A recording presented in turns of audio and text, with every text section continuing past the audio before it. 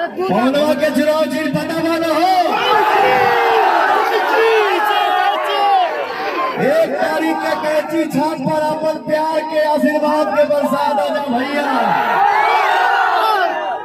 एक बात हमेशा दिल में बैठा लिया जा, दिल में स्थान देके भाई के बात गांठ बांध लीजिएगा।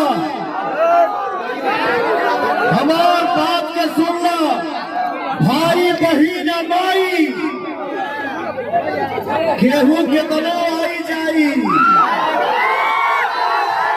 लेकिन लास्ट में तो हर लड़के कामे आई।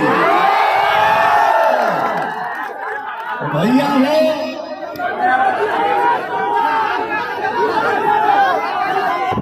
एक बार मैं चाहूंगा कि हमारे जितने भाई हैं, भैया हैं, माता है, बहन है, एक एक व्यक्ति, एक एक इंसान हाथ उठा के ताली बजा के कैची छाप जिंदाबाद करना चाहिए।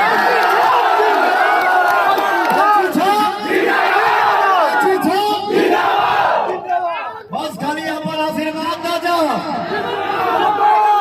मैं आप सबके खुशी के लिए यहाँ आया हूँ। एक साधारण से परिवार के लड़के को आपने गायक बना दिया, एक साधारण से परिवार के लड़के को आपने नायक बना दिया। आज दुनिया के किसी भी कोने में पवन खड़ा होकर शूटिंग करता है, वो चाहे अमेरिका हो, लंदन हो, कोई न कोई भाई आता है, बोलता है सर एक सेल्फी प्लीज। तो सांसद बन के पवन को पैसा नहीं कमाना है, वो आपने मुझे दे दिया है। एक सांसद बन के पवन को नाम नहीं कमाना है, वो आपने मुझे दे दिया है।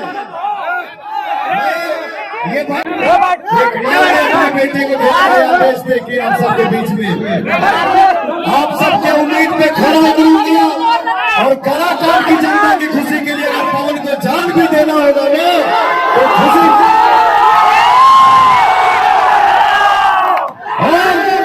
जाति पाति से ऊपर उठना है भैया। जात पात करके हमको भोजन नहीं मिलने वाला है। जिसको जब दिमाग फैलाना है वो तो बोल के चला जाता है।